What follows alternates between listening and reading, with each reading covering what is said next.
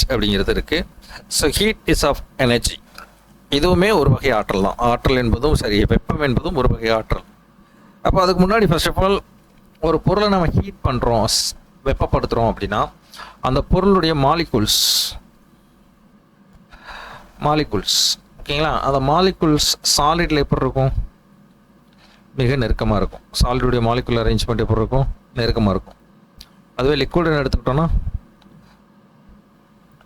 கொஞ்சம் ஸ்லைட்லி கொஞ்சம் ஸ்பேஸ் விட்டு இருக்கும். கேஸ் மாலிகுல் அப்படின்னா மோர் ஸ்பேஸ் பிட்வீன் தன் மாலிகுல்ஸ். ஓகே, இது கொஞ்சம் நல்லா தெரிஞ்சுக்கணும். ஒரு பொருளை நம்ம ஹீட் பண்ணோம்னா அந்த பொருளில் ஃபார் எக்ஸாம்பிள் இதான் ஹீட் பண்ணுறோம், அந்த பொருளுடைய மூலக்கூறுகள் ஃபஸ்ட்டு என்ன ஆகும் அப்படின்னா வைப்ரேஷன் ஆகும். அந்த வைப்ரேஷன் இன்னொரு மூலக்கூறு மேலே மோதும். வைப்ரேஷன் என்ன அர்த்தம்? கைனடிக் எனர்ஜி, இயக்க ஆற்றல் அடையுது, இல்லாட்டி மூவ்மெண்ட் நடக்குது அப்படின்னு சொல்லலாம். வைப்ரேஷன் ஆகி தான் என்ன பண்ணுது, ஒரு ஹீட் ஆனது இன்னொரு பக்கம். அப்போ ஃபஸ்ட்டு என்ன ஆகும் அப்படின்னா வைப்ரேஷன் ஆஃப் மாலிகுல், வைப்ரேஷன், அதிர் வரும்.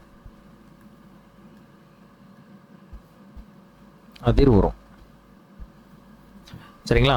ரெண்டாவது என்ன நடக்கும்னா, ரெண்டு மாலிகுலுக்கு இடைப்பட்ட ஸ்பேஸ் இருந்துச்சுன்னா ஒரு மாலிகுல் இன்னொரு மாலிகுல் மேலே மோதும். ஓகேங்களா? இப்போ மூமெண்ட்ஸ் நடக்கும். ரெண்டாவது moment of molecule, moment of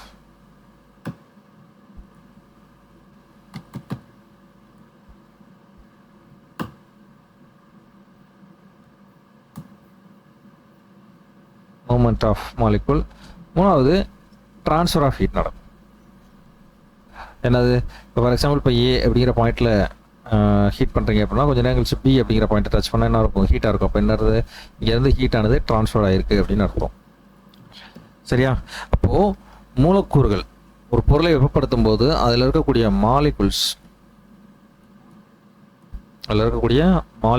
மூலக்கூறுகள் எவ்வாறு மாற்றமடைகிறது? ஃபர்ஸ்ட் வைப்ரேஷன் ஆகும், அதில் வரும். செகண்ட் மூமெண்ட் ஆஃப் மாலிகுல்ஸ், அதாவது ஒரே ஒன்று மோதிக்கொள்ளும். மூணாவது ட்ரான்ஸ்ஃபர் ஆஃப் ஹீட் ட்ரான்ஸ்ஃபர் ஆகும். ஒரு இடத்துல இருந்து மற்றொரு இடத்துக்கு ஹீட் ஆனது ட்ரான்ஸ்ஃபர் ஆகும். ஓகேயா? ஃபைன். இப்போ இதை தான் வந்து இப்போ ஒரு பொருள் நம்ம இந்த இடத்துல இந்த நார்மலாக ஒரு மாலிகுல்ஸ் இப்போ சாலிடாக இருக்கட்டும், லிக்விடாக இருக்கட்டும், கேஸ் மாலிகுல்ஸ் இப்படி இருந்துச்சுன்னா எக்ஸ்டர்னலாக ஹீட் பண்ணும்போது அந்த மாலிகுல்ஸ் என்ன ஆகுதுன்னு சொல்லியா சார்? வைப்ரேஷன் ஆகும். சரிங்களா? மூவ்மெண்ட் ஆகும். அதுதான் வந்து கைனடிக் எனர்ஜினால என்ன அர்த்தம்? இயக்க ஆற்றல் அப்படிங்கிறது நம்மளுக்கு தெரியும். இயக்க ஆற்றல். அப்போ இயக்க ஆற்றல்லாம் இயங்கி கொண்டு இருக்குது. ஸோ நார்மலாக அது ரெஸ்ட் கண்டிஷனில் தான் இருந்துச்சு மூலக்கூறுகள். நம்ம ஹீட் கொடுத்ததுனால அது என்ன ஆயிடுச்சு? இயக்க ஆற்றலாக மாறிடுச்சு. சரியா? Heat is an energy that rises the temperature thing by causing the molecules moving pastor.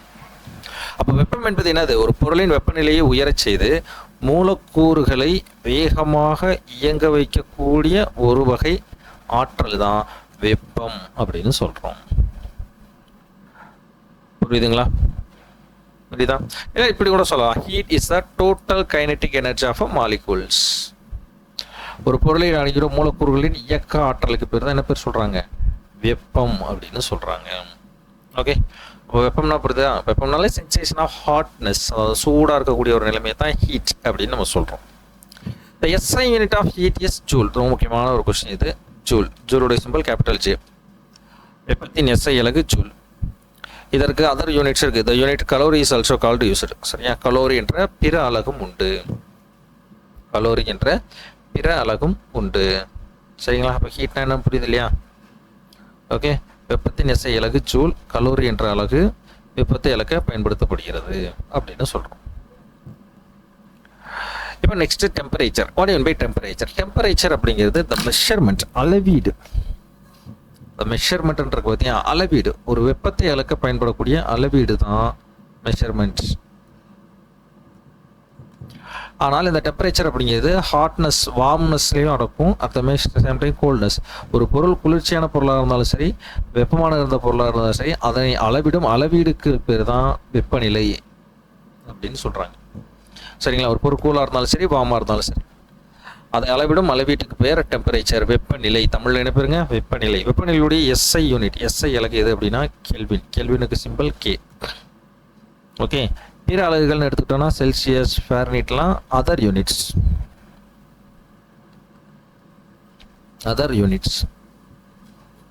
புரியுதுங்களா? பிற அலகுகள் அப்படின்னு சொல்றோம். இந்த வெப்பநிலையின் SI அலகு கெல்வின். வெப்பநிலையின் SI அலகு கெல்வின். அதர் பிற அலகுகள்னா செல்சியஸ் மற்றும் ஃபாரன்ஹீட் போன்றவை பிற அலகுகள் ஆகும் அப்படின்னு சொல்கிறோம். சரியா? அப்போ ஹீட்டுக்கும் டெம்பரேச்சருக்கும் உள்ள வித்தியாசம் புரியுதா? வெப்பத்திற்கும் வெப்பநிலைக்கும் உள்ள வேறுபாடு புரியுதுங்களா? வெப்பம், இது ஹீட்னா வெப்பம், டெம்பரேச்சர் அப்படின்னா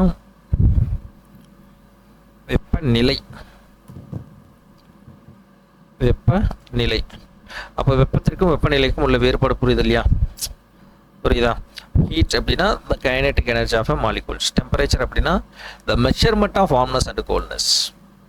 ஓகே, ஒரு பொருள் சூடாக இருக்கா இல்லை குளிர்ச்சியாக இருக்கா, எந்த அளவுக்கு சூடாக இருக்குது எந்த அளவுக்கு குளிர்ச்சியாக இருக்குது அப்படிங்கிறது அது அளவிடும் அளவிற்கு பேர் தான் வெப்பநிலை என்று பெயர். ஸோ வெப்பநிலையுடைய எஸ்ஐ அலகு கெல்வின். வெப்பநிலையுடைய எஸ்ஐ அலகு என்னது? கெல்வின். செல்சியஸ் மற்றும் ஃபாரன்ஹீட் அப்படிங்கிறது பிற அலகுகள். பிற அலகுகள் அப்படின்னு நம்ம சொல்கிறோம். ஓகே, அப்போ ஹீட்னா என்ன, டெம்பரேச்சர்னா என்ன, ரெண்டுக்குள்ள வித்தியாசம் புரியுது இல்லையா? நெக்ஸ்ட்டு, ஒரு பொருளை நம்ம வெப்பப்படுத்தும் போது அதில் ஏற்படக்கூடிய எஃபெக்ட். அது ஒரு பொருள், ஃபார் எக்ஸாம்பிள் இப்போ ஒரு இரும்பு ராடுன்னு வச்சுக்கிறோம், ஒரு உதாரணத்துக்கு சொல்கிறேன். ஒரு பைப்புன்னு வச்சுக்கிறோம். ஓகே, ஒரு பிவிசி பைப் மாதிரி ஞாபகம் வச்சுக்கோங்க.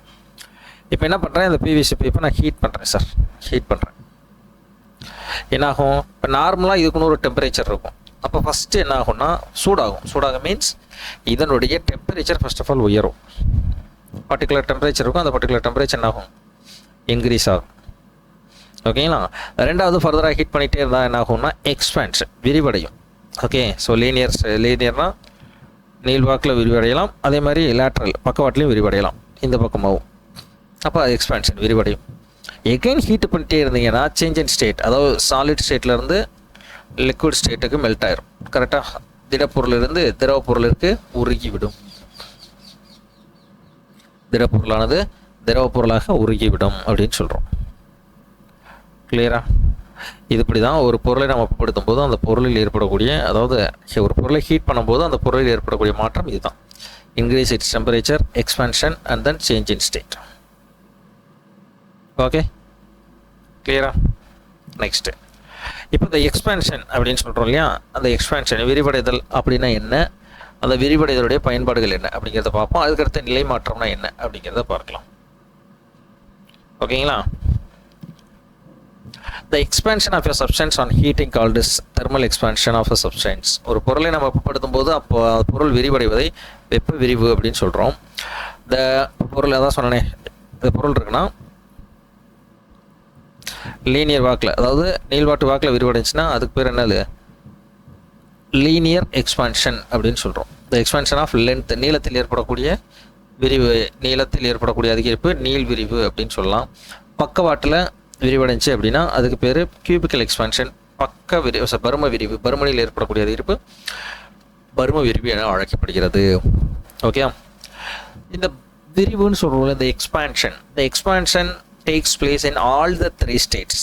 சாலிட்ஸாக இருக்கலாம், லிக்விட்ஸாக இருக்கலாம், கேஸஸாக இருக்கலாம். ஸோ திரவம், வாயு மூன்றுலையுமே ஏற்படுது.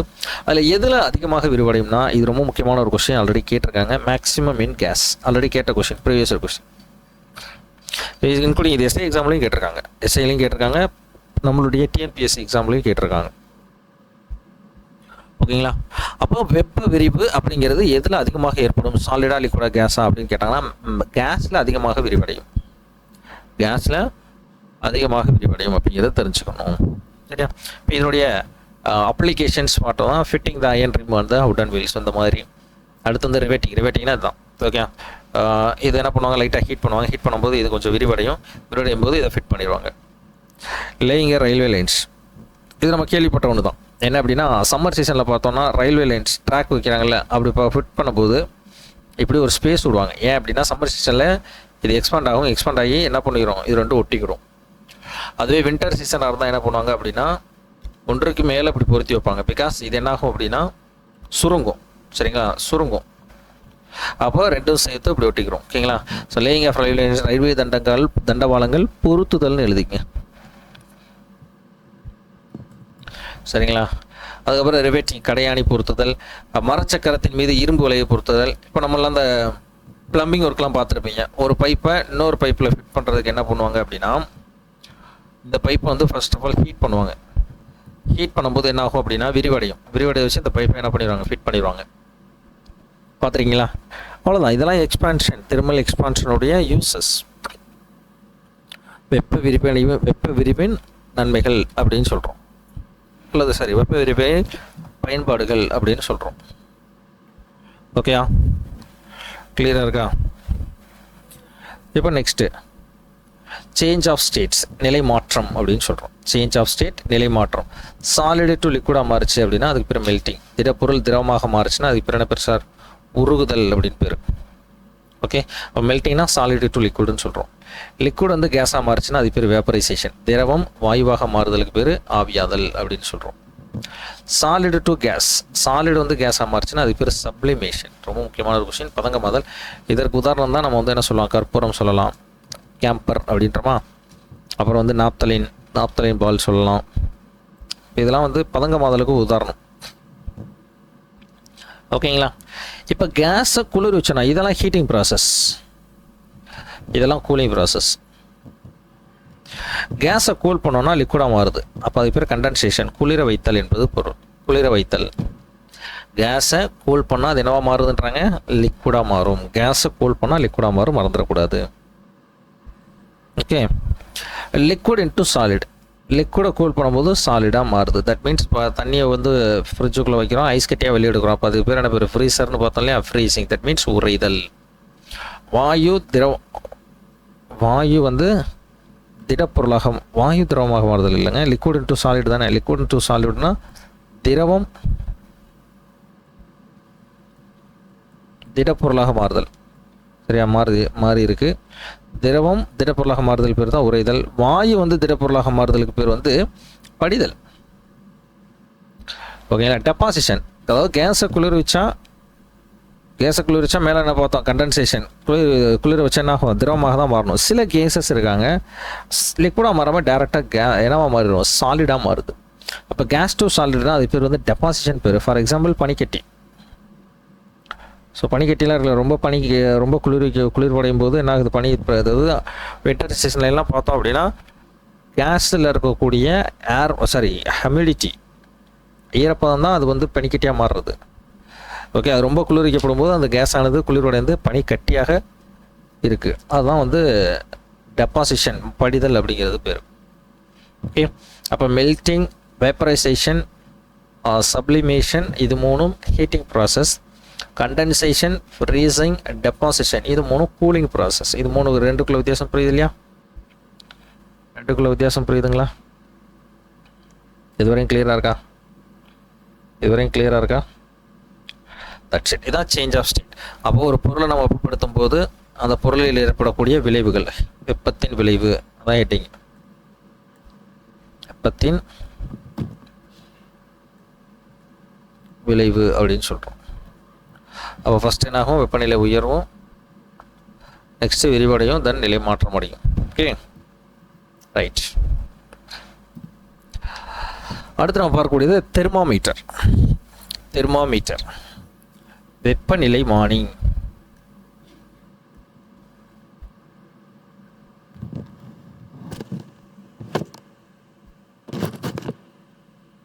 வெப்பநிலை மானி. ஸோ தெர்மாமீட்டர் எதுக்கு யூஸ் ஆகுது? To measure the temperature. வெப்பநிலையை அளக்க பயன்படும் கருவிக்கு பேர் வந்து என்ன பேர்? வெப்பநிலை மானி அப்படின்னு சொல்கிறாங்க. வெப்பநிலையை அளக்க பயன்படும் கருவியின் பேர் வெப்பநிலை மானி. Thermometer was developed by Galileo, who found the gases expand on heating. என்ன சொல்கிறாரு? கலீலியோ வெப்பநிலைமானியை உருவாக்கினார். அவர் வாயுக்களை வெப்பப்படுத்தும் போது வாயுக்கள் என்ன ஆகுதான்? விரிவடைவதை கண்டறிந்தார்.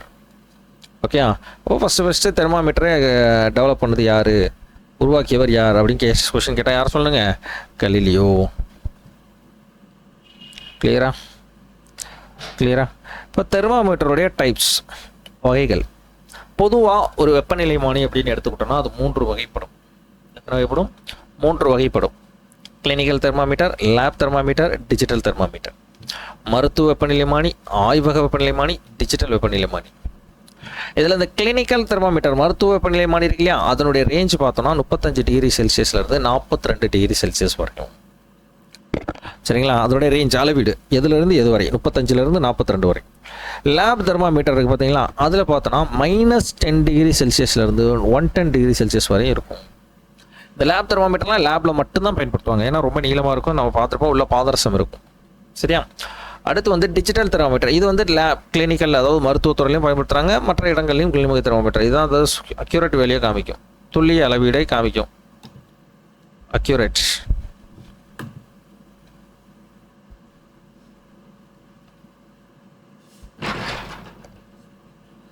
வேல்யூவை காமிக்கும். சரியா? ஸோ துல்லிய அளவீடை காமிக்கக்கூடியதான் டிஜிட்டல் தெர்மாமீட்டர். துல்லிய அளவை காமிக்கக்கூடியது டிஜிட்டல் தெர்மாமீட்டர். ஸோ இந்த டிஜிட்டல் தெர்மாமீட்டர் பொதுவாக எல்லா இடத்துலையும் பயன்படுத்துகிறாங்க. இப்போ மருத்துவ வெப்பநிலைமானினா ஒன்லி அது ஹாஸ்பிட்டல்ஸில் மட்டும்தான் பயன்படுத்தணும். ஓகேங்களா? ஹாஸ்பிட்டல்ஸில் மட்டும்தான் பயன்படுத்தணும் அப்படின்ட்டு இருக்கும். ஆனால் டிஜிட்டல் தெர்மாமீட்டர் அப்படி கிடையாது. டிஜிட்டல் தெர்மாமீட்டர் எல்லா இடத்துலையும் பயன்படுத்தலாம். சரியா? கிளியராக இருக்கா? ஃபைன். Scales of thermometer.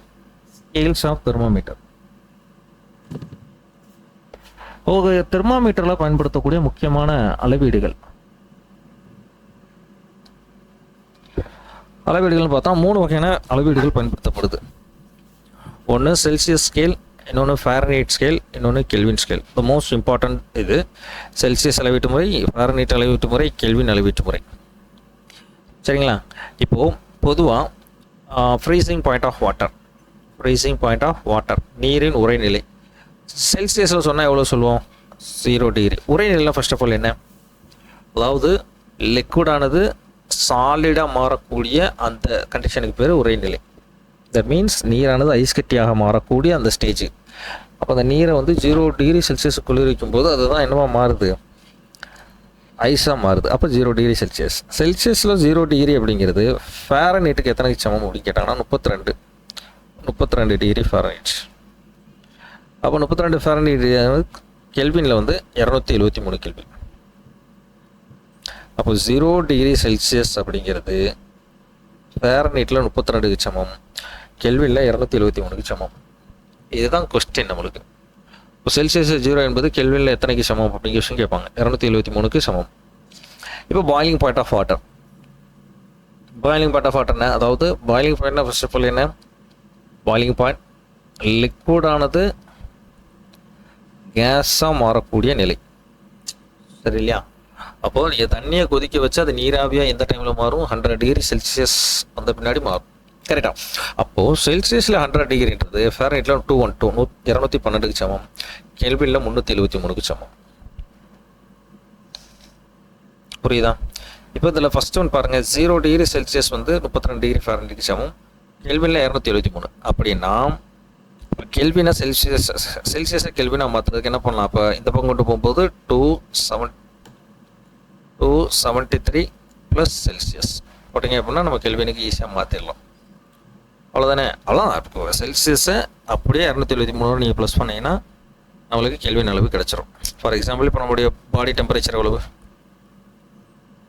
உடலின் சராசரி வெப்பநிலை 37 டிகிரி செல்சியஸ். இதை கெல்வினில் மாற்றுங்க அப்படின்னு கொஸ்டின் கேட்குறாங்க.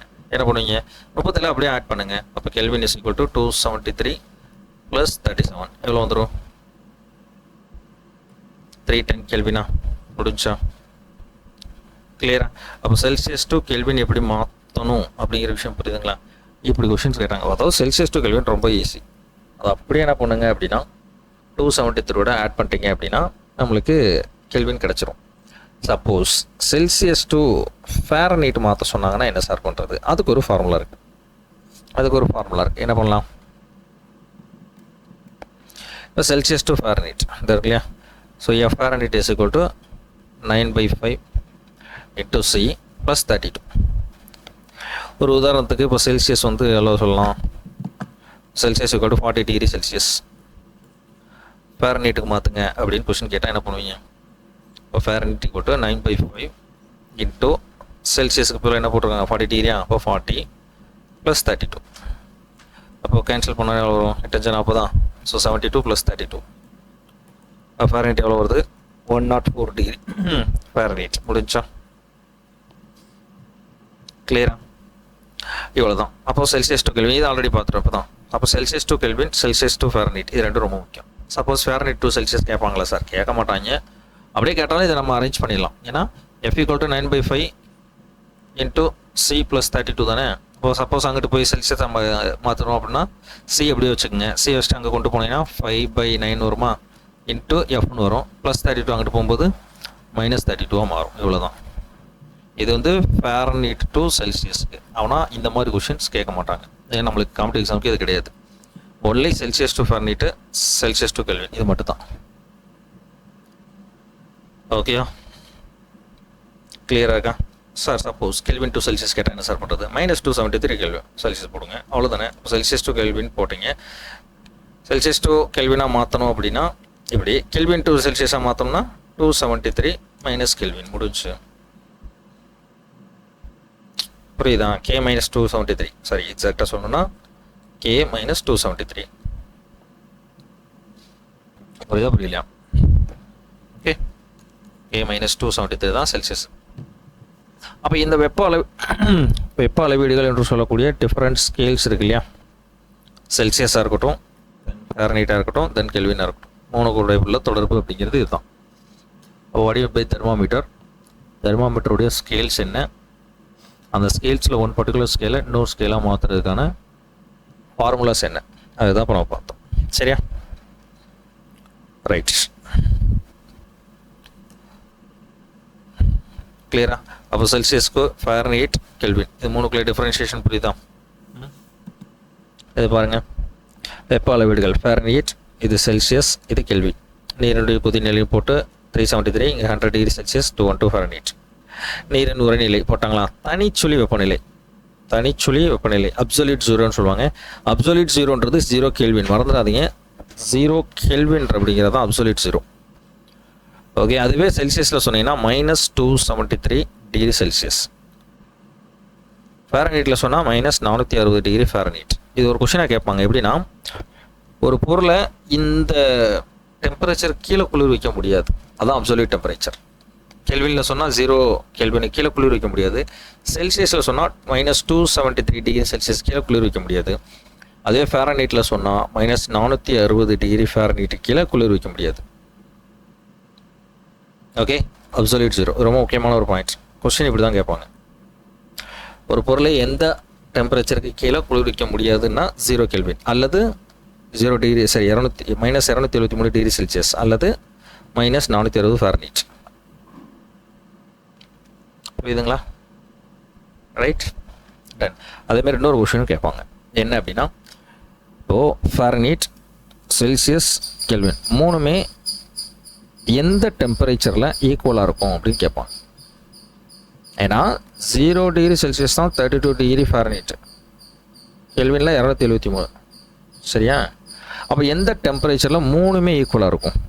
-40 டிகிரி செல்சியஸ். இதுவுமே கேட்ட கொஷின், ப்ரீவியஸ் கொஷின். பார்க்கலாமா? Right, boiling point of water already பார்த்தா அது ஒரு டேபிள் ஃபார்மேட்டில் கொடுக்குறாங்க. பாயிலிங் பாயிண்டர் செல்சியஸில் எவ்வளவு, கெல்வினில் எவ்வளவு, ஃபாரனைட்டில் எவ்வளவு. அதே melting point 273, 0 and then 32. Absolute zero ரொம்ப முக்கியமான ஒன்று. கெல்வினில் சொன்னால் 0, செல்சியஸில் சொன்னால் -273, ஃபாரனைட்டில் சொன்னால் -460. இந்த பாயிண்ட் ஒரு நிமிஷம் பாருங்கள். At 574.25 the Fahrenheit and Kelvin scales are read the same. Okay, Fahrenheit-உம் கெல்வினும் எப்போ சேமாக இருக்குன்னா 574.25 டிகிரியில். சரியா? அடுத்து ஃபேரனைட்டும் ரூமர் ஸ்கேல்னு ஒன்று இருக்குது. ஆக்சுவலி நம்ம பார்த்தது பேசிக்காக 3 ஸ்கேல் தான், kelvin, Celsius, Fahrenheit.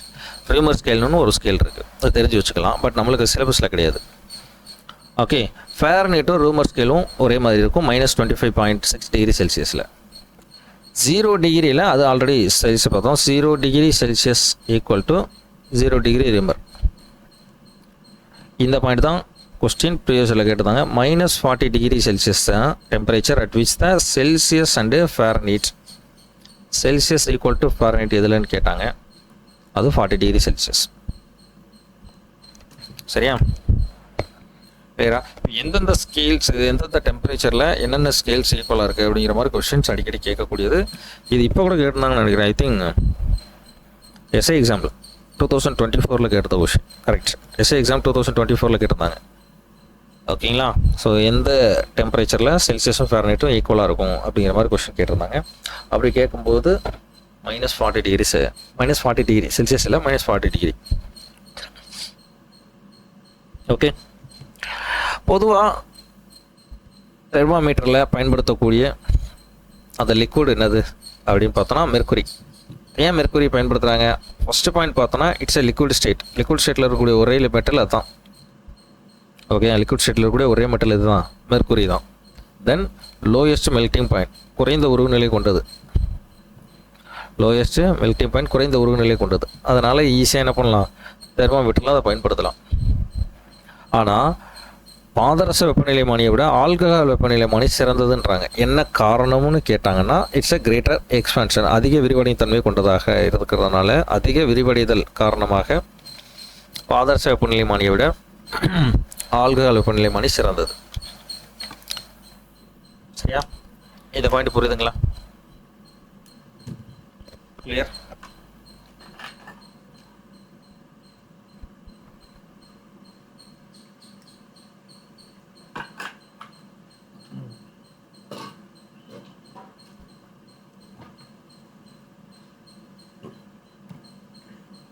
So relationship between different scales இதுவும் கிளியராக இருக்கும். சரிதானே? The next one is modes of transfer of heat. வெப்ப பரிமாற்றம், இது ரொம்ப முக்கியமான ஒரு கான்செப்ட். இதுவரை எல்லாருக்குமே கிளியராக இருக்கா? இதுவரை எல்லாருக்குமே கிளியராக இருக்கா? ஓகே.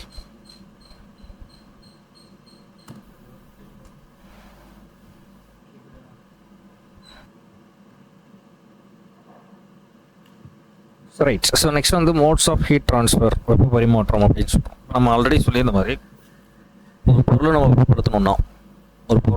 வெப்பப்படுத்தணும்னா அதனுடைய மாலிகுல்ஸ், அந்த மூலக்கூறுகளில் ஏற்படக்கூடிய மாற்றம் என்ன, ஃபஸ்ட் எடுத்தோன்னே அதான் பார்த்தோம். ஃபஸ்ட்டு என்ன நடக்கும்? வைப்ரேஷன். மூலக்கூறுகள் அதிர்வுறும்.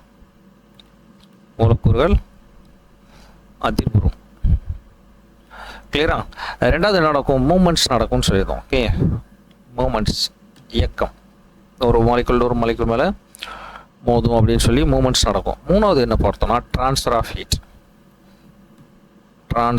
ஹீட். ஒரு ஹீட்டானது ஹை ட்ரான்ஸ்ஃபர் ரீஜன்லேருந்து லோ ட்ரான்ஸ்ஃபர் ரீஜன், அதிக வெப்பநிலையிலேருந்து குறைந்த வெப்பநிலைக்கு ட்ரான்ஸ்ஃபர் ஆகும். அந்த ட்ரான்ஸ்ஃபர் ஆஃப் ஹீட் தான் 3 வகைப்படும். ஒன்று கண்டக்ஷன் ஆஃப், இன்னொன்று convection, third one is radiation. மூணுமே ரொம்ப ஈஸி தான். லிசன், இப்போ வந்து ஒரு பொருளை வெப்பப்படுத்துகிறோம். சரியா? இப்போ ஒரு இரும்பு ராடு எடுத்துக்கிறோம். இரும்பு ராடுன்னு வச்சுக்கோங்க. இது வந்து ஏ அப்படிங்கிற பாயிண்ட், இதை பி அப்படிங்கிற பாயிண்ட் வச்சுக்குவோம். இப்போ ஏ அப்படிங்கிற பாயிண்ட் என்ன பண்ணுறேன் அப்படின்னா ஹீட் பண்ணுறேன். அப்போ என்ன ஆகும்? ஹீட் ஆகும். இப்போ இந்த இடத்துல இருக்கக்கூடிய மாலிகுல்ஸ் என்ன ஆகும்னா, இப்போ இதான் வந்து அந்த இரும்பு ராடுடைய மூலக்கூறு அமைப்பு. ஃபஸ்ட்டு என்ன ஆகும்? வைப்ரேஷன் ஆகும். ஓகேயா? ரெண்டாவது என்ன நடக்கும்னா மூமெண்ட்ஸ். அந்த மூமெண்ட்ஸ் அப்படிங்கிறது இந்த ராடில் நடக்காது. பிகாஸ் மூமெண்ட்ஸ் எப்படின்னா ஒரு மூலக்கூறுக்கும் இன்னொரு மூலக்கூறுக்கும் என்னது இடைவெளி இருந்தால் மட்டும்தான் ஒரு மூலக்கூறு இன்னொரு மூலக்கூறோட மோத முடியும். சரியா? ஆனால் சாலிடில் பொறுத்தளவு மூமெண்ட்ஸ் அப்படிங்கிறது நடக்காது. பிகாஸ் ஸ்பேஸ் அப்படிங்கிறது கிடையாது. அப்போ இதில் மூமெண்ட் ஆஃப் மாலிகுல்ஸ் நடைபெறாது. ஆனால் கொஞ்சம் நேரம் கழிச்சு இந்த பி பாயிண்ட்டை தொட்டு பார்த்தோம் அப்படின்னா கண்டிப்பாக இது என்ன இருக்கும்? ஹீட்டாக இருக்கும். கரெக்டாக? ஹீட்டாக இருக்குமா? ஃபைன். எவ்வளோ தான். இப்போது மூலக்கூறுகள் நகராமல் ஒரு இடத்துலேருந்து இன்னொரு இடத்துக்கு வெப்பம் கடத்தப்படுது. சரியா? இதுக்கு பேர் தான் வெப்ப கடத்தல். அப்போ எழுதுறது உங்களுக்கு புரியுதுன்னு பாருங்கள். The heat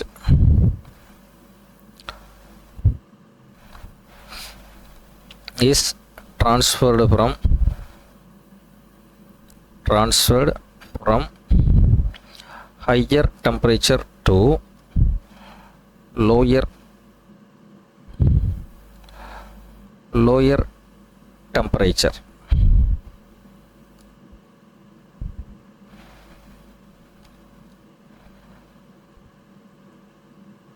Okay, higher temperature to lower temperature without movement of molecules.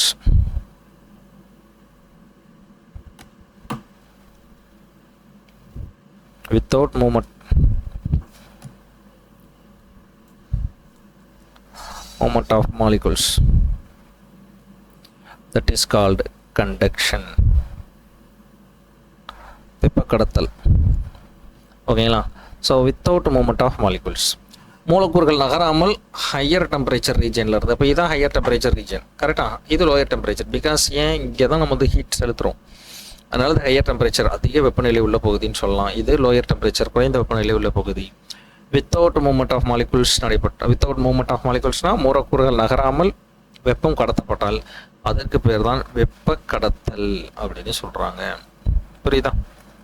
அப்போ வெப்ப கடத்தல் எதில் மட்டும்தான் நடைபெறும்? It contains solid only. ஏன்னா சாலிடில் மட்டும்தான் நடைபெறும். பிகாஸ் சாலிடில் மட்டும்தான் என்ன கிடையாது, ஸ்பேஸ் பிட்வீன் தி மாலிகுல்ஸ். ஒரு மூலக்கூறுக்கும் இன்னொரு மூலக்கூறுக்கும் ஸ்பேஸ் அப்படிங்கிறது கிடையாது. ஸ்பேஸ் அப்படிங்கிறது கிடையாது. சரியா? இப்போ செகண்ட் ஒன் அதே பாயிண்ட் தான்.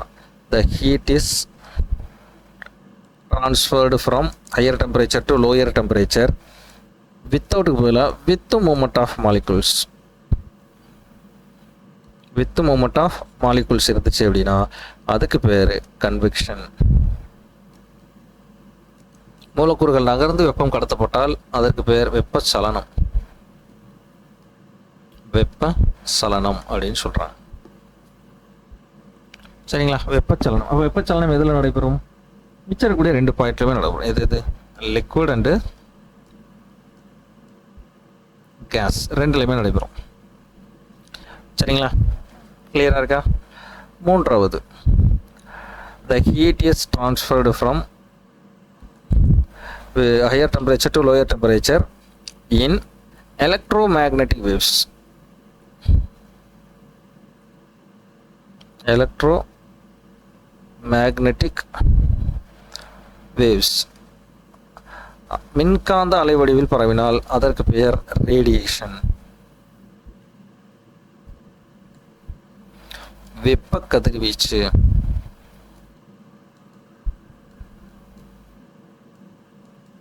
வெப்ப கதிர்வீச்சு அப்படின்னு பேர். சரிங்களா? Okay. Heat is transferred from higher temperature to lower temperature without movement of molecules.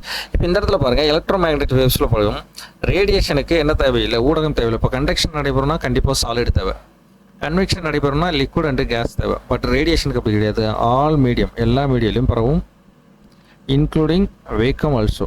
Vacuum வெற்றிடத்தில் கூட இது நடக்கும்.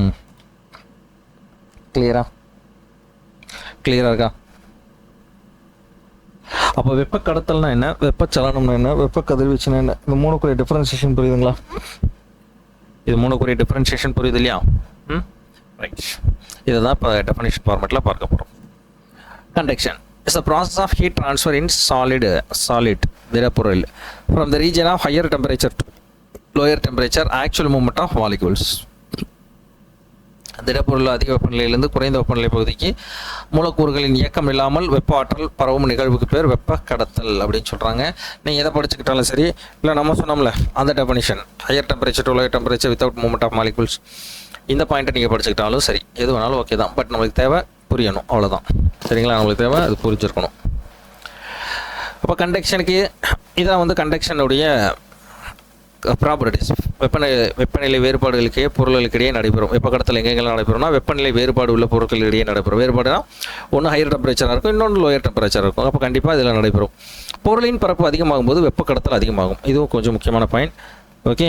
த heat is conducted area of the object is large அப்படின்றாங்க. பொருளின் பரப்பளவு அதிகரிக்கும் போது வெப்பக்கடத்தல் அதிகமாகும். அப்போ area is directly proportional to conduction அப்படின்னு ஞாபகம் வச்சுக்கணும். சரிங்களா? அடுத்து உலோகங்கள் மிகச்சிறந்த வெப்ப கடத்துகள். இது ஆல்ரெடி தெரிஞ்சோம். மெட்டல்ஸ் எல்லாமே நல்ல வெப்பத்தை கடத்தக்கூடியது தான். திரவம் மற்றும் வாயுக்கள் குறைவாக வெப்பத்தை கடத்தும். சரிங்களா? சாலிடை கம்பேர் பண்ணும்போது திரவமும் வாயுக்களும் குறைவான வெப்பத்தை தான் கடத்தும். வெப்ப கடத்தல் ஒரு மெதுவான செயல்முறை. It's slow process. சரியா? இதெல்லாம் எதுக்காக கொடுக்குறோம்னா நம்மளுக்கு ஸ்டேட்மெண்ட் வைஸ் கொஸ்டின்ஸ் கொடுக்கலாம். ஸ்டேட்மெண்ட் 1, ஸ்டேட்மெண்ட் 2 அப்படின்ற மாதிரி ஸ்டேட்மெண்ட் வைஸ் கொஸ்டின்ஸ் கொடுத்து நம்மளுக்கு அதுக்கு ஆன்சர் பண்ண சொல்லலாம். அந்த வகையில் பார்க்கும்போது இந்த 5 ரொம்ப முக்கியமானது. கேட்கலாம், எது வேணாலும் கொடுத்து கேட்கலாம். புரியுதுங்களா? Is a clear? வெப்ப கடத்தல் புரியுதா? So conduction in daily life, அன்றாட வாழ்க்கையில் வெப்ப கடத்தல் எவ்வாறு பயன்படுகிறது? Metals are good conductors. Metals உலோகங்கள். Okay. So aluminium is used for making utensils to cook the food quickly. உலோகங்கள் மிகச்சிறந்த வெப்ப கடத்திகள். அதனால தான் அலுமினிய பாத்திரங்கள் சமையலுக்கு பயன்படுத்துகிறோம். ஏன்னா அலுமினியம் வந்து it's a good conductor of electricity as well as heat. ஹீட்டை நல்லா கடத்தும். அதனால அந்த யுட்டென்சில்ஸ் பாத்திரங்கள், சமையல் பாத்திரங்கள் செய்வதற்கு அலுமினியம் அதிகமாக பயன்படுத்துகிறோம். Mercury is used as a thermometer. Why? Because of it is a good conductor of heat also. Okay, low melting point. Liquid ஸ்டேட்டில் இருக்கக்கூடிய ஒன்று லோ மெல்டிங் பாயிண்ட். ஓகே, லிக்விடில் இருக்கக்கூடிய ஒரே metal at the same time good conductor of heat also. அதனால தான் மெர்க்குரியை தெர்மோமீட்டரில் பயன்படுத்துகிறோம். We wear woollen clothes. குளிர்காலங்களில் கம்பளி ஆலைகளை ஏன் அறிகிறோம்? Woollen clothes in winter to keep our self warm. ஓகேங்களா? பிகாஸ் கம்பளி வந்து ஒரு அறுதிரி கடத்தி உடல் வெப்பத்தை வெளிப்புறத்திற்கு கடத்தாமல் என்ன பண்ணுவோம், பாடிக்குள்ளேயே வச்சுருக்கும். சரிங்களா? அதனால தான் கம்பளி அப்படிங்கிறது ரொம்ப முக்கியமானது. Air is which is a body conductor does not allow the body to heat escape அப்படின்னு சொல்கிறாங்க. சரியா? அப்போ இதெல்லாம் வெப்ப கடத்தல், கண்டக்ஷன் அப்படிங்கிறதுக்கான உதாரணங்களாக நம்ம புக்கில் கொடுத்துருக்காங்க. அடுத்து பார்த்தோன்னா வெப்பச்சலனம் with moment of molecules, actual moment of molecules. சரிங்களா? அங்கே என்ன பார்த்தோம், lower temperature without actual moment of molecules. அதுவே இங்கே என்ன பார்க்குறோம், with moment of molecules. Okay, actual moment of மாலிகுல்ஸ்னால் அது வெப்ப சலனம் அப்படின்னு சொல்கிறோம். ஹையர் டெம்பரேச்சர் வந்து லோயர் டெம்பரேச்சருக்கு ஹீட் ட்ரான்ஸ்ஃபர் ஆகும்போது மூலக்கூறுகள் நகர்ந்து கடத்தப்பட்டால் அதுக்கு பேர் வெப்பச்சலனம். It takes place liquid and gases. Okay, திரவங்கள் மற்றும் வாயுக்களில் நடைபெறுகிறது. திரவங்கள் மற்றும் வாயுக்களில் நடைபெறுகிறது. புரியுதுங்களா? வெப்பச்சலனம் புரியுதா? அந்த வெப்பச்சலனத்துடைய பயன்பாடுகள் அப்படின்னு நம்ம பார்க்கும் பொழுது ஹாட் ஏர் பலூன்ஸ், சூடான காற்று பலூன்கள். ஓகே, பெரிய பலூன் இருக்கும், அதுக்குள்ளே என்ன பண்ணுவாங்கன்னா இது பெரிய காற்று பலூன் இந்த மாதிரி ஒரு ஷேப்பில் இருக்கும், தெரியுமா? பரப்பு இருக்குது, இந்த இடத்துல ஒரு பாக்ஸ் மாதிரி இருக்கும், அதில் 2 பேர் உட்காந்துக்கலாம். சரியா? இந்த இடத்துல ஹீட்டை செலுத்தும் போது அந்த என்ன ஆகுது, காற்று பலூன்கள் எக்ஸ்பேண்ட் ஆகுது. ஓகே, பறக்க வருது. ஓகே, அதில் வந்து இந்த கன்வெக்ஷன் தான் பயன்படுது. Breezes, land breeze and then sea breeze. Land breeze நிலக்காற்று, சீ பிரீஸ் கடல் காற்று. ஓகே, இப்போது நிலம் இது கடல். சரிங்களா? இது லேண்டு, இது சி. ஓகேங்களா? ஸோ டே டைமில் பார்த்தோம்னா, டே டைமில் லேண்டினுடைய டெம்பரேச்சர் ஹை டெம்பரேச்சர், சியுடைய டெம்பரேச்சர் லோ டெம்பரேச்சர். அப்போது high temperature to low temperature நோக்கி நகரும். அப்போ எங்கேருந்து நகருது, லேண்டிலேருந்து. அப்போ இது land breeze. Actually pressure concept படி பார்த்தோன்னா ரிவர்ஸு. சரியா? இதுவே நைட் டைமில் பார்த்தோம் அப்படின்னா, நைட் டைமில் பார்த்தீங்க அப்படின்னா லேண்டிலேருந்து இப்போ சி. சரிங்களா? இப்போ சியில் வந்து ஹை டெம்பரேச்சராக இருக்கும் நைட் டைமில், இங்கே லோ டெம்பரேச்சராக இருக்கும். அப்போ high temperature to low temperature காற்று நகரும். இப்போ இதை வந்து சீ பிரீஸ் அப்படின்னு சொல்கிறோம், கடல் காற்று அப்படின்னு சொல்லுவாங்க. புரியுதுங்களா? இப்போ காற்று நகர்தல், காற்று ஒரு இடத்துல வந்து இன்னொரு இடத்துல நகருதுனாலே என்ன மீனிங் தான், நகருதல். ஆக்சுவல் மூமெண்ட் ஆஃப் மாலிகுல்ஸ் தானே. அப்போ ஆக்சுவல் மூமெண்ட் ஆஃப் மாலிகுல்ஸ்னால நிலக்காற்றும் கடல் காற்றும் எக்ஸாம்பிளாக நம்ம சொல்லலாம். புரியுதுங்களா? அடுத்து விண்டு ஃபார்மேஷன், காற்றோட்டம். காற்றோட்டம் எப்பயுமே அதே மாதிரி தான், high temperature to low temperature, high pressure to low pressure நோக்கி தான் நகரும். அப்போ காற்றோட்டம். புகைப்போக்கியல், சிமினி விளக்கு. இப்போ பெரிய பெரிய ஃபேக்ட்ரிஸில் புகை போகிறதுக்கு விளக்குகள், புகைப்போக்கியல் சிமினிஸ் பயன்படுத்துவாங்க இல்லையா? ஸோ அந்தது. அப்போ இதெல்லாம் கன்வெக்ஷன் என்று சொல்லக்கூடிய வெப்ப சலனத்தினுடைய பயன்பாடுகள். அன்றாட வாழ்க்கையில் வெப்பச்சலனத்தினுடைய பயன்பாடு. சரியா? அப்போ கண்டக்ஷன் பார்த்துட்டோம், கன்வெக்ஷன் அப்படின்றத பார்த்துட்டோம். த next one is radiation. Radiation is defined as the heat transfer from one place to another place in electromagnetic waves. வெப்ப ஆற்றலானது ஒரு இடத்துலேருந்து மற்றொரு இடத்திற்கு மின்காந்த அலைகளாக பரவும் முறைக்கு பெயர் வெப்ப கதிர்வீச்சு என்று வரையறுக்கப்படுகிறது. புரியுது இல்லையா? ஸோ வெப்ப கதிர்வீச்சு அப்படின்னு சொல்கிறாங்க. இது எல்லா இடத்துலையும் நடைபெறும். It contains all medium. It contains all medium including vacuum. Including vacuum, அதாவது அனைத்து ஊடகத்திலும் பரவும், அனைத்து ஊடகங்களிலும் பரவும், வெற்றிடத்தையும் கூட பரவும், வெற்றிடத்திலும் பரவும் அப்படின்னு சொல்கிறோம். வெற்றிடத்தில் கூட என்னாகும், இது பரவும். கிளியராக இருக்கா? ரேடியேஷன் என்னன்னு புரியுது இல்லையா? ஓகே, அப்போ ரேடியேஷனுடைய டெய்லி லைஃப் எந்த அளவுக்கு உதவுது, வெப்ப கதிர்வீச்சு அன்றாட வாழ்க்கையில் எங்கே உதவுது அப்படிங்கிறத பார்க்கலாம். Whites or light coloured clothes are good reflectors of heat. They keep is cool during the summer சீசனில் பார்த்தோன்னா ஒயிட் ட்ரெஸ், அதுக்கப்புறம் லைட் ட்ரெஸ்ஸாக பயன்படுத்தணும். ஓகே, அதுதான் நம்ம உடலை குளிர்ச்சியை வைக்க உதவும். ஓகேங்களா? Base of cooking utensils back and the black surface. Okay, ஏன் வந்து பிளாக் சர்ஃபேஸ் கருப்பு ஒன்றத்தை பூசியிருப்பாங்க அப்படின்னா, கருப்பு அப்படிங்கிறது என்ன ஆகும், இந்த ஹீட்டை அதிகமாக அப்சர்வ் பண்ணி வச்சுக்கிறோம். அதனால் சமையல் பாத்திரோட அடிப்பகுதியில் பிளாக் கலர் அதிகமாக பூசுவாங்க. Surface aeroplane is highly polished because of it helps to reflect most of the heat radiation from the sun. விமானத்துடைய புறப்பரப்பு எப்பயுமே பளபளப்பாக இருக்கும், மிகவும் பளபளப்பாக இருக்கும். என்ன காரணம்னா, சூரியனிலிருந்து வரக்கூடிய புறஊதா கதிர்கள் விமானத்தின் மீது விழும்போது கதிர்வீச்சின் பெரும்பகுதி, அதாவது அந்த சூரிய ஒளியினுடைய பெரும்பகுதி என்னாகும், பிரதிபலிக்கப்பட்டிருக்கும். ஆக இதெல்லாம் வந்து வெப்ப கதிர்வீச்சுடைய பயன்பாடுகள் அன்றாட வாழ்க்கையில். அதே மாதிரி தான் சம்மர் சீசனில் பிளாக் கலர் ட்ரெஸ் அதிகமாக அணிவதை தவிர்க்கணும் அப்படின்னு சொல்லுவாங்க. ஏன்னா ஹீட்டை அப்சர்வ் பண்ணி வச்சுக்கக்கூடிய தன்மை அதுக்கு உண்டு. அப்போ உடல் ரொம்ப ஹீட் ஆகும், பாடி ரொம்ப ஹீட்டாக வச்சுருக்கும். புரியுது இல்லையா? ஸோ இதுதான் ரேடியேஷன், வெப்ப கதிர்வீச்சனுடைய பயன்பாடு. இப்போ கண்டக்ஷன்னா என்ன, கண்டக்ஷன் அடுத்து பார்த்தது தான் கன்வெக்ஷன் வெப்பச்சலனம், அண்ட் தென் ரேடியேஷன் வெப்ப கதிர்வீச்சு. இது மூணுக்குள்ள வித்தியாசம் புரியுதா? கிளியர்? இதுவரையும் கிளியராக இருக்குல்ல? இப்போ நெக்ஸ்ட் ஒன் பார்க்கக்கூடியது என்னென்னா கலோரிமீட்டர். ஸோ கலோரிமீட்டர் அப்படிங்கிறது is a device used to measure the amount of heat gained or loss by a substance. ஒரு சப்ஸ்டன்ஸில் ஹீட்டு லாஸ் ஆகிருக்கா, அப்சர்வ் செய்யப்பட்டிருக்கா, ஒரு பொருளில் வெப்பமானது இழக்கப்பட்டிருக்கா அல்லது ஏற்கப்பட்டிருக்கா என்பதை அளவிடக்கூடிய ஒரு கருவியின் பேர் தான் கலோரிமீட்டர். அப்போ இதுக்கு முன்னாடி ஒன்று பார்த்தோமே, அது என்ன சார்? அது தெர்மாமீட்டர். அது என்ன பண்ணுவோம், டெம்பரேச்சரை மெஷர் பண்ணக்கூடிய ஒரு இன்ஸ்ட்ருமெண்ட். ஓகே, ஸோ ஒரு பொருள் குளிர்ச்சியாக இருக்கா இல்லை வந்து அது சூடாக இருக்கா என்பதை, எந்த அளவுக்கு சூடாக இருக்குது எந்த அளவுக்கு குளிர்ச்சியாக இருக்குன்றது வித் வேல்யூவோட அளவிடக்கூடிய ஒரு கருவி தான் தெர்மாமீட்டர். பட் கலோரிமீட்டர் அப்படிங்கிறது ஒரு பொருளை ஹீட் வந்து அப்சர்வ் செய்யப்பட்டிருக்கா இல்லை எமிட் ஆகிருக்கப்பட்டிருக்கா அப்படிங்கிறத அளவிடக்கூடிய கருவி. சரியா? சிம்பிளாக சொல்லணும்னா கலோரிமீட்டர் ஹீட்டுக்கு, தெர்மாமீட்டர் டெம்பரேச்சருக்கு. That's all. Okay,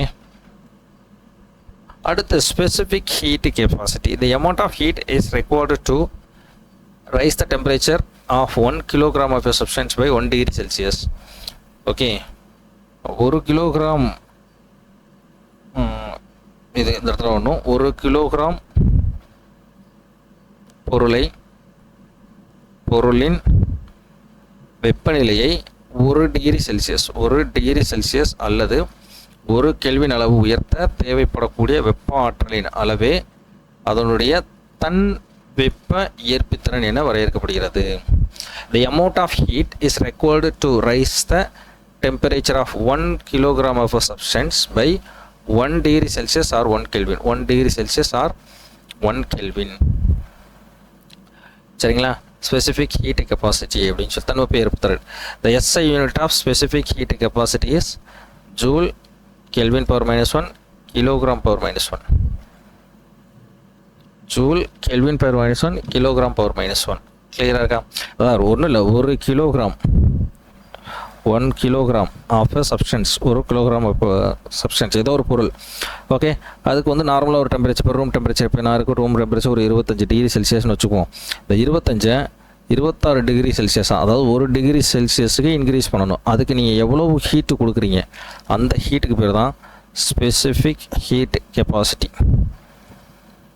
specific heat capacity அப்படின்னு சொல்கிறாங்க. புரியுதா புரியலையா? புரியுதுங்களா? ஏன்னா தன்வெப்ப ஏற்புத்திறனுடைய அலகுகள் கேட்பாங்க, அலகுன்னு கேட்பாங்க. அட் த சேம் டைம் இந்த வேல்யூஸும் ரொம்ப முக்கியமானது. பல்வேறு நிலைகளில் இருக்கும் நீரின் தன்வெப்ப ஏற்புத்திறன். ஸோ வாட்டருடைய ஸ்பெசிஃபிக் ஹீட் கெப்பாசிட்டி. ஸோ திரவ நிலையில் இருக்கும்போது 4200 4200 joule kilogram power -1 kelvin power -1. Solid ஸ்டேட்டில் இருக்குன்னா 2100. கேஸஸ் ஸ்டேட்டில் இருந்தால் 460. சரியா? இது most important question. Previous year question நிறைய தடவை கேட்டிருக்காங்க. எஸ்பெஷலி பிசிஎஸ்ஐயில் அதிகமாக கேட்டிருக்காங்க இந்த கொஸ்டின். அப்போ நீரின் தன்வெப்ப ஏற்புத்திறன் எவ்வளோ? 4200 1200 joule kilogram per -1 kelvin per -1. பனிக்கட்டிக்கு 2100 joule kilogram per -1 kelvin per -1. நீராவிக்கு 460. அவ்வளோதான். இதுவரையும் கிளியராக இருக்கா? ஓகே, ஸ்பெசிஃபிக் ஹீட் கெப்பாசிட்டி புரியுது இல்லையா? இப்போ நெக்ஸ்ட்டு தெர்மல் ஹீட் கெப்பாசிட்டி, வெப்ப ஏற்புத்திறன். அதாவது ஒரு பொருள், அது வந்து 1 கிலோ 2 கிலோ அப்படிலாம் கிடையாது. ஒரு பொருள், அந்த பொருளை 1 டிகிரி செல்சியஸ் உயர்த்துவதற்கு ஒன்றும் இல்லைங்க, அந்த இடத்துல 1 கிலோ மட்டும் தூக்கிடுங்க. இப்போ the amount of heat is required to raise the temperature by 1 degree சரிங்களா, 1 டிகிரி செல்சியஸ். ஒரு பொருளை 1 டிகிரி செல்சியஸ் வெப்பநிலைக்கு உயர்த்துவதற்கு தேவைப்படக்கூடிய வெப்ப ஆற்றலின் அளவு தான் வெப்ப ஏற்புத்திறன். ஸோ இதனுடைய SI unit joule per kelvin, joule kelvin per -1, joule per kelvin. அப்போது ஃபார் எக்ஸாம்பிள் இப்போ 25 டிகிரி செல்சியஸ் இருக்குது அப்படின்னா அதை 26 டிகிரி செல்சியஸாக மாற்றுறதுக்கு, அதாவது 1 டிகிரி செல்சியஸ் இன்க்ரீஸ் பண்ணுறதுக்கு எவ்வளவு ஹீட்டை நீங்கள் கொடுக்குறீங்களோ அதுக்கு பேர் தான் thermal heat capacity. Thermal heat capacity, வெப்ப ஏற்புத்திறன் அப்படின்னு சொல்கிறாங்க.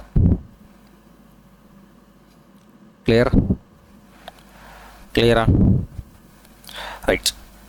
அப்போ ஸ்பெசிஃபிக் ஹீட் கெப்பாசிட்டிக்கும் தெர்மல் ஹீட் கெப்பாசிட்டிக்கும் உள்ள வித்தியாசம் புரியுது தான். இதில் வந்து 1 கிலோ அவ்வளோதான், அந்த 1 கிலோ மட்டும் எக்ஸ்ட்ரா ஆட் ஆயிருக்கு, அவ்வளோதான். 1 கிலோ அதை மட்டும் தூக்கிட்டீங்கன்னா மிச்சம் இருக்கிறது அப்படி என்னன்னா thermal heat capacity. That's all. கேள்வி அதே மாதிரி யூனிட் அதே மாதிரி கிலோகிராம் தூக்கிடுங்க. அப்போ ஜூல் பெர் கெல்வின் மட்டும் எழுதுனா போதும். சரிங்களா? நெக்ஸ்ட்டு லேட்டன் ஹீட், உள் உறை வெப்பம் அப்படின்னு சொல்கிறோம். உள் உறை வெப்பம் என்ன சொல்கிறாங்க? லேட்டன் heat is the amount of heat energy absorbed or released by substance during the change in physical state without any change in temperature அப்படின்றாங்க. அதாவது ஒரு பொருள் சேஞ்ச் ஆஃப் ஸ்டேட், சாலிட்லேருந்து லிக்விடுக்கு மாறுதுன்னு வச்சுப்போம் சார். அப்படி லிக்விடுக்கு மாறும்போது ஹீட் ஆனது அப்சார்ப் செய்யப்பட்டிருக்கா இல்லை வெளியேற்றப்பட்டு இருக்கா, உட்கவரும் அல்லது வெளியிடக்கூடிய அந்த வெப்ப ஆற்றலின் அளவு தான் லேட்டன் ஹீட். உள் உறை வெப்பம். அதிலே ஆன்சர் இருக்கு, உள் உறையும் வெப்பம், உள்ளே உறையக்கூடிய வெப்பம் என்று அர்த்தம். அப்போ வெப்பநிலை மாறாத நிலையில் ஒரு பொருள் தன் நிலையை மாற்றிக்கொள்ளும் ஒரு வார்த்தை இருக்கலாம். அப்படின்னு அர்த்தம், சாலிடு டு லிக்விடாக இருக்கலாம், லிக்விடு டு கேஸாக இருக்கலாம், சாலிடு டு கேஸாக இருக்கலாம். சரிங்களா? அதான் நிலையை மாற்றிக்கொள்ளும். அப்படி மாற்றிக்கொள்ளும் போது உட்கவரும் அல்லது வெளியிடக்கூடிய வெப்ப ஆற்றலுக்கு பெயர் தான் உள் உறை வெப்பம் அப்படின்னு சொல்கிறாங்க. உள் உறை வெப்பம் அப்படின்னு சொல்கிறாங்க. சரிங்களா? அப்போ லேட்டன் heat, what do you mean by latent heat? Is the amount of heat energy absorbed or released by substance during the change in its physical states without any change its temperature. Okay, உள்ளுறை வெப்பம்னா புரியுது இல்லையா? கிளியரா? Fine. So next நம்ம பார்க்கக்கூடியது என்ன அப்படின்னா gaseous laws, fundamental laws of gases, வாயுக்களினுடைய அடிப்படை விதிகள். ஒன் இஸ் பாயில்ஸ்லாம், ரெண்டாவது சார்லஸ்லாம், மூணாவது அவிகேட்ரோஸ்லாம். இந்த மூணும் ரொம்ப முக்கியமானது. இந்த மூணும் தெரியறதுக்கு முன்னாடி ஒரு சில டேர்ம்ஸ் தெரிக்கணும். பி அப்படின்னா ப்ரெஷர், அழுத்தம் அப்படின்னு சொல்கிறோம். வினா வால்யூம், கன அளவு அல்லது பருமன். டீனா டெம்பரேச்சர், வெப்பநிலை. என்னா நம்பர் ஆஃப் மோல்ஸ், மோல்களின் எண்ணிக்கை.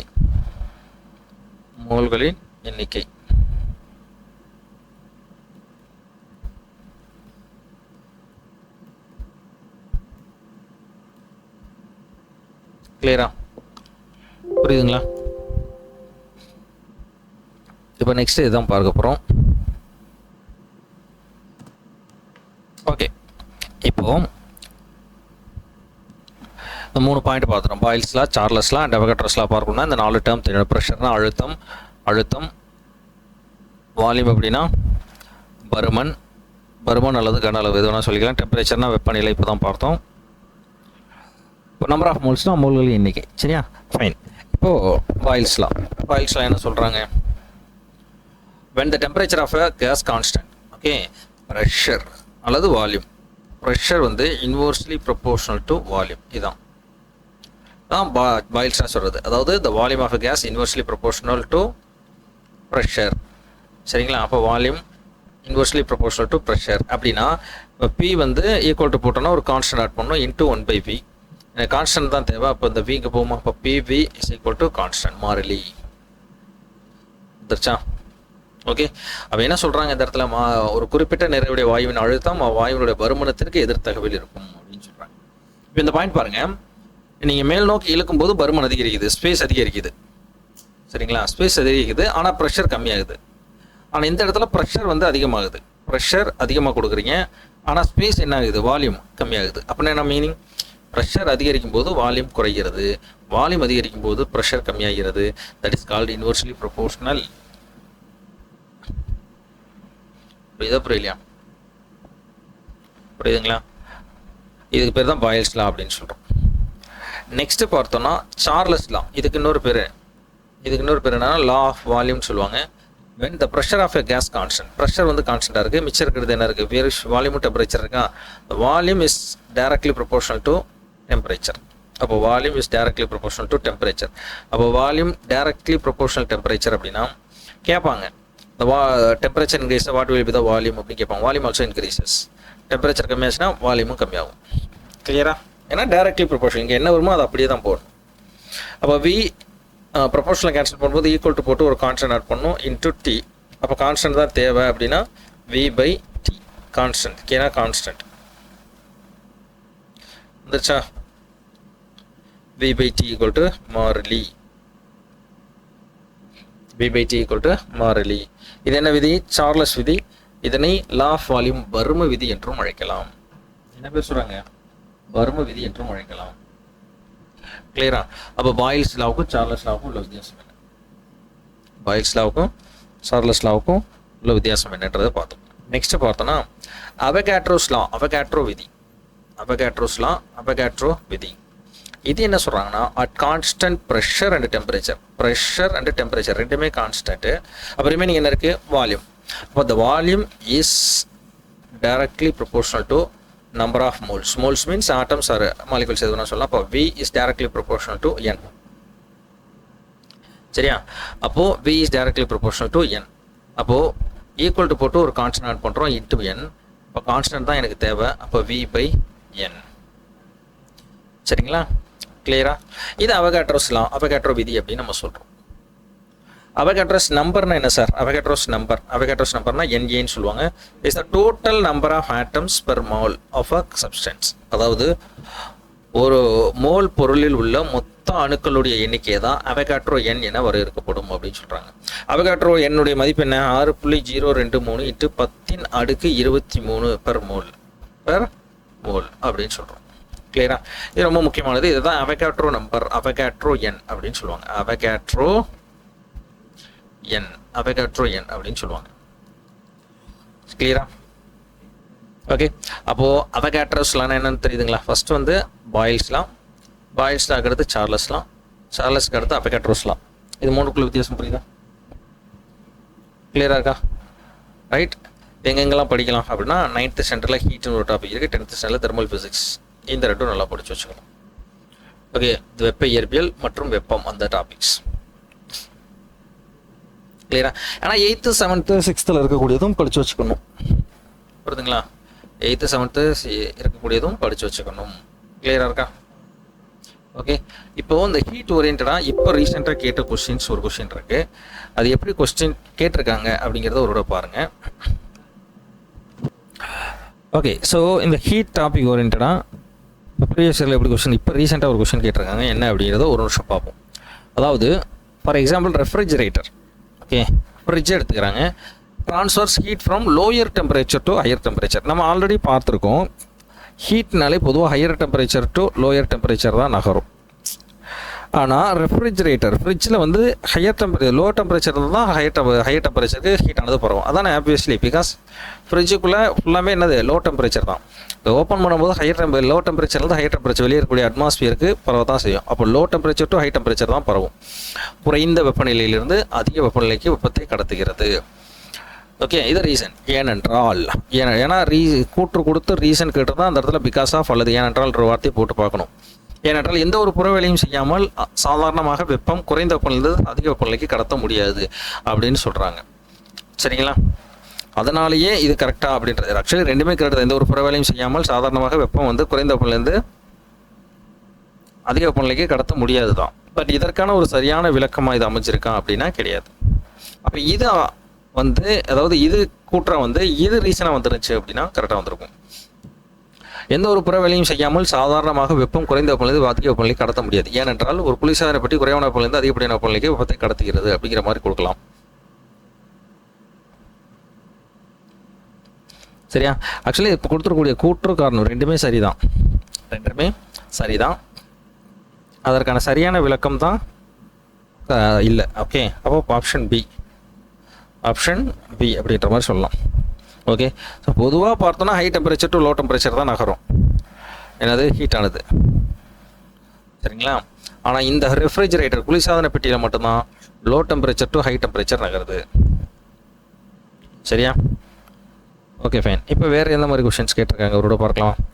அழுத்த சமைப்பானி, அதாவது let the boiling temperature of water pressure cooker அப்படின்றாங்க. ப்ரெஷர் குக்கர் ஆஃபுடைய டெம்பரேச்சரை டீன்னு வச்சுக்கிட்டாங்க. சரிங்களா? அப்போ பாயிலிங் டெம்பரேச்சர் எவ்வளோவா இருக்கணும்? பொதுவாக பாயிலிங் பாயிண்ட் ஆஃப் வாட்டர் எவ்வளவு? பாயிலிங் பாயிண்ட் ஆஃப் வாட்டர் நார்மலாக எவ்வளோ சொல்லலாம்? 100 டிகிரி செல்சியஸ் சொல்லுவீங்க. சரியா? 100 டிகிரி செல்சியஸ் கரெக்டாக? 100 டிகிரி செல்சியஸ். ஆனால் அழுத்த சமைக்க குக்கரில் 100 டிகிரி செல்சியஸ் வரையும் நம்ம ஹீட் பண்ணால் தான் அது கொதிக்குமா அப்படின்னா கிடையாது. கண்டிப்பாக 100 டிகிரி செல்சியஸை விட கம்மியாக ஹீட் பண்ணாலே போதும் அப்போ அந்த இடத்துல. சரியா? அப்போ இதுதான் வந்து கரெக்டானது. ஓகேங்களா? அதை விட அதிகமாக பண்ணணும்னு அவசியம் இல்லை, அதை விட கம்மியாக பண்ணாலே போதும். அதுதான் நீர். ஏன்னா கம்மியான ஹீட் கொடுத்தாலே ப்ரெஷர் குக்கரில் ஈஸியாக என்னாகும், தண்ணியானது கொதிச்சிரும். ஸோ உணவும் சீக்கிரம் வந்துடும். அப்போ இது கொடுத்துருக்கக்கூடியதில் எது கரெக்டான ரிலேஷன் கரெக்டாக அப்படின்னு பார்த்தோன்னா 100 டிகிரி செல்சியஸ் விட கம்மியாக தான். ஏன்னா எல்லாமே ஈக்குவல்ட்டுன்னு இருக்குது. ஈக்குவல்ட்டாக வராது. அப்போ இது வராது, 3 வராது. அப்போ கண்டிப்பாக இது 4வது தான், ஆப்ஷன் டி. அப்போ நம்ம நார்மலாக படித்தா தான் அது ஈஸியாக நம்ம ஆன்சர் பண்ணுற மாதிரி இருக்குது. ஓகேயா? கான்செப்டை தெளிவுபடுத்திக்கணும். இந்த பாயிண்ட் ஒரு போர்ஷன் பாருங்கள். தளர்வான மூடியுடைய சாதாரண பானையில் உணவு சமைப்பதை விட அழுத்த சமையல்களில் விரைவாக சமைக்கப்படுகிறது. ஓகே, சாதாரண பானையில் வைக்கிறத விட குக்கரில் வைக்கிற சாப்பாடு ஈஸியாக வெந்துடுது. என்ன காரணம்னு கேட்குறாங்க சார். என்ன காரணம்? பிகாஸ் ஆஃப் ஃபுல்லாக எப்படி இருக்கும், ப்ரெஷர் அதிகமாக இருக்கும் சார். அந்த அதிக அழுத்தம் என்ன பண்ணும், பாயிலிங் பாயிண்ட்டை அதிகப்படுத்தும்.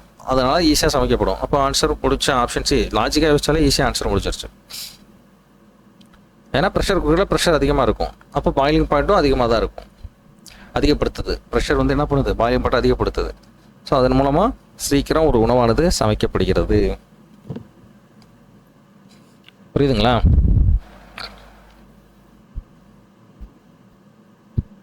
அடுத்த பாயிண்ட் பாருங்க. Land and sea breezes and trade winds are formed due to அப்படின்றாங்க. நிலக்காற்று மற்றும் கடல் காற்று, வியாபார காற்று எதனால் உருவாகிறது அப்படின்னா கன்வெக்ஷன். இப்போ தான் பார்த்தோம், வெப்பச்சலனம். சரியா? வெப்பச்சலனம்ன்றது என்னது? இந்த ஹீட் ஆனது ஹையர் டெம்பரேச்சர் டு லோயர் டெம்பரேச்சருக்கு வித் மூமெண்ட் ஆஃப் மாலிகுல்ஸ்,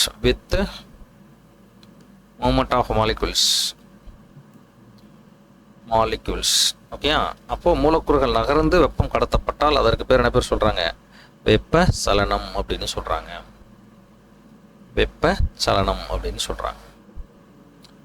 புரியுதுங்களா? கிளியரா இருக்குல்லையா? வித் மூமெண்ட் ஆஃப் மாலிகுல்ஸ், வெப்ப சலனம் அப்படின்னு சொல்றோம். இதுவே கண்டக்ஷன் அப்படின்னு எடுத்தோம்னா without moment of molecules. The heat is transferred from higher temperature to lower temperature without moment of molecules. மூலக்கூறுகள் நகராமல் வெப்பம் கடத்தப்பட்டால் அதுக்கு பேர் வந்து கண்டக்ஷன். ரேடியேஷன் அப்படின்னா எலக்ட்ரோ மேக்னெட்டிக் வேவ்ஸ். மின்காந்த அலைவடிவில் வெப்பம் கடத்தப்பட்டால் அதற்கு பேர் வந்து ரேடியேஷன். ஸ்கேட்டரிங் இதில் வரவே வராது. பிகாஸ் ஸ்கேட்டரிங் எங்கே வரும்? லைட் டாப்பிக்கில் வரும். சரியா? இதுவரையும் புரியுது இல்லையா? இப்போ கொஷின்ஸ் எப்படி ஃப்ரேம் பண்ணுறாங்கன்னு புரியுதா? ஹீட் டாப்பிக்கில் கொஷின்ஸ் எப்படி ஃப்ரேம் பண்ணுறாங்க. ஆனால் இதை விட கொஸ்டின்லாம் கேட்டிருக்காங்க. ஃபார் எக்ஸாம்பிள் இந்த 40 டிகிரி -40 டிகிரி செல்சியஸ் அதெல்லாம் வந்து கேட்டிருக்காங்க. ஏன்னா 2 ஸ்கேலும் ஒரே மாதிரி இருக்கக்கூடியது. ஸோ செல்சியஸும் ஃபேரன்ஹீட் அதில் வந்து ஒரே மாதிரி இருக்கும் அப்படிங்கிற மாதிரி. அடுத்து பார்த்தோன்னா வெப்பக்கடத்தலுடைய பயன்பாடு கேட்டிருக்காங்க. அப்புறம் வந்து தெர்மாமீட்டர் பற்றி டைப்ஸ் கேட்டிருக்காங்க. சரி, இதெல்லாம் வந்து ப்ரீவியஸ் இயர் கொஷின்ஸ். இப்போ இந்த கொஷினை பாருங்கள். இந்த minimum possible temperature beyond which matter cannot be cooled. அதாவது இந்த டெம்பரேச்சருக்கு கீழே, இந்த வெப்பநிலைக்கு கீழே, ஒரு குறிப்பிட்ட வெப்பநிலை கீழ் வைக்க முடியாது. அந்த வெப்பநிலை என்னன்னு கேட்குறாங்க சார். அந்த வெப்பநிலை என்னன்னு கேட்குறாங்க. கெல்வினாக இருந்தால் 0 கெல்வின், சரியா? செல்சியஸாக இருந்தால் -273 டிகிரி செல்சியஸ், ஓகேங்களா? அதுவே வெப்பநிலையாக இருந்தால் -460 டிகிரி ஃபாரன்ஹீட். ஞாபகம் இருக்கா? நடத்தணும் ஞாபகம் இருக்கா? அந்த எழுதியிருப்போம் இல்லையா, எந்த வெப்பநிலைக்கு கீழே குளிர்விக்க முடியாது அப்படின்னு சொல்லி. அப்சல்யூட் டெம்பரேச்சர் பார்த்தோம் இல்லையா, ஃபாரன்ஹீட் 460 தானே, திறக்க பாருங்க 460, சரியா? கரெக்டு தான்.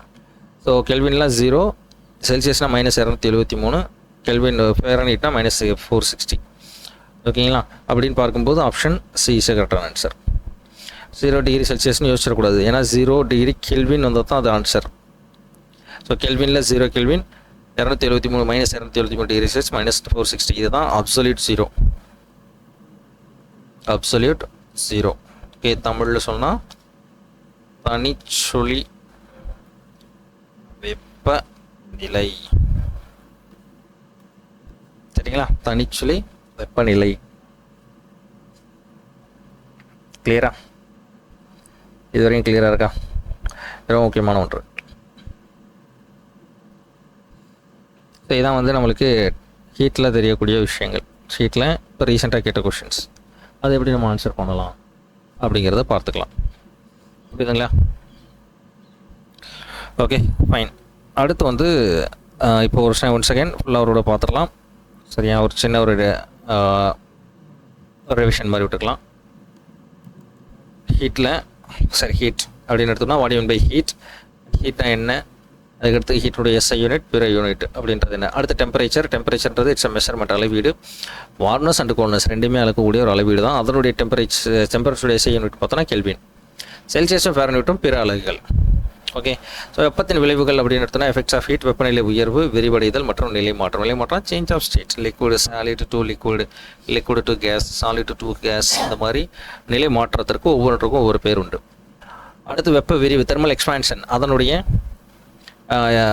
டெஃபனிஷன், அதனுடைய டைப்ஸ். அது வெப்ப விரிப்பு எதில் அதிகமாக இருக்கும்னா கேஸில் அதிகமாக இருக்கும். அப்ளிகேஷன் ஆஃப் தெர்மல் எக்ஸ்பான்ஷன் அப்படின்னு எடுத்துக்கிட்டிங்கன்னா அது எதெல்லாம் பயன்படுது அப்படிங்கிறத பார்த்தோம். Then change of state, heating ப்ராசஸில் மெல்ட்டிங், வேப்பரைசேஷன், சப்ளிமேஷன், உருகுதல், ஆவியாதல் மற்றும் பதங்கமாதல். அதுவே கூல் பண்ணுறது, சரிங்களா? குளிர்வித்தல் முறைன்னு பார்த்தோம்னா கண்டென்சேஷன் குளிர்வித்தல், ஃப்ரீசிங் உறைதல், டெபாசிஷன் படிதல், இது மூணும் கூலிங் ப்ராசஸ். ஓகே, ஒவ்வொருத்துக்கும் ஒரு எக்ஸாம்பிள் கொஞ்சம் தெரிஞ்சு வச்சுட்டா கூடுதல் சிறப்பு. அடுத்து பார்த்தோன்னா தெர்மாமீட்டர்னா என்ன, அது எதற்காக யூஸ் ஆகுது, யார் கண்டுபிடிச்சான். Types of thermometer, clinical thermometer, lab thermometer, digital thermometer, அதனுடைய ரேஞ்சும் தெரிஞ்சுக்கிறோம். அடுத்த ஸ்கேல்ஸ் ஆஃப் தெர்மாமீட்டர், வெப்பநிலை பாலிகளில் பயன்படுத்தக்கூடிய அளவீடுகள். Celsius scale, Fahrenheit scale, kelvin scale, rumour scale, சரி 3-4 இருக்குது. பட் நம்ம புக்கில் இருக்கக்கூடிய 3 அப்படிங்கிறனால 3 மட்டும் தெரிஞ்சுக்கிட்டா போதும். Okay, fine. இந்த table is most important. 0 degree Celsius அப்படிங்கிறது எதுக்கு 32 டிகிரி ஃபாரன்ஹீட்டுக்கு சமம், 273 கெல்வினுக்கு சமம். அதுவே 0 கெல்வின் என்பது -273 டிகிரி செல்சியஸ் சமம், -460 கெல்வின், சரி, ஃபாரன்ஹீட்டுக்கு சமம். ஓகே, இந்த அப்சல்யூட் 0 வெரி இம்பார்ட்டன்ட். அடுத்து -40 டிகிரி செல்சியஸில் தான், -40 டிகிரியில் தான் செல்சியஸும் ஃபாரன்ஹீட்டும் ஈக்குவலாக இருக்குது, சரிங்களா? ஒரே மாதிரியாக இருக்கும் நிலையாகும். அதிக விரிவடைதல் காரணமாக பாதரச வெப்பநிலைமானியை விட ஆல்கஹால் வெப்பநிலைமானி சிறந்தது அப்படின்னு சொல்கிறாங்க.